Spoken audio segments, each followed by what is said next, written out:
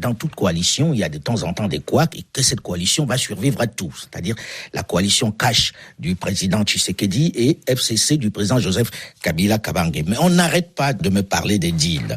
Alors, pensez-vous, là je me tourne cette fois-ci vers le professeur Devos Kitoko, pensez-vous que cette coalition a passé un deal dont elle ne parle pas?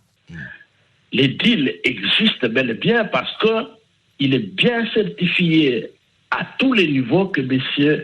Tshisekedi n'avait pas gagné l'élection et qu'il ne pouvait pas avoir la présidence de la République autrement que par des accords obscurs.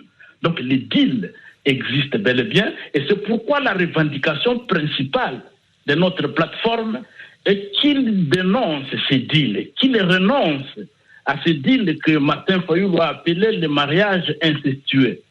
Mais que dit le deal? Si vous savez que le deal existe, c'est quoi le contenu du deal? On dit bien que c'est un deal obscur. Oui, mais dans le même temps, ça peut être un fantasme, tout simplement. Je veux dire, là, personne n'est capable de dire il y a eu tel deal. C'est pas un fantasme. Parce que si réellement il n'y avait pas de deal et que M. Félix avait gagné l'élection en bonne et due forme, on n'aurait pas assisté à ce théâtre au niveau institutionnel. Avez-vous déjà vu, dans un pays où le président de la République est légitimement installé, avec toutes les prérogatives de la puissance publique, un premier ministre lui donnait des leçons de morale, comment il faut garder les secrets des délibérations, comment il doit assurer le bon fonctionnement de la République? Les Congolais savent très bien.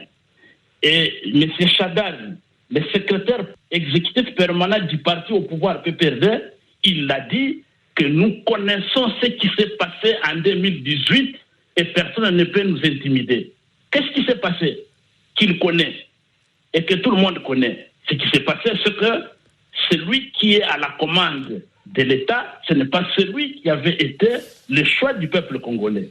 Voilà, donc, vous ne pouvez pas nier l'existence d'un deal et nous demandons à M. Félix de renoncer, de demander pardon au peuple congolais et d'engager le pays, de permettre que le pays soit engagé sur la voie des réformes afin que les choses soient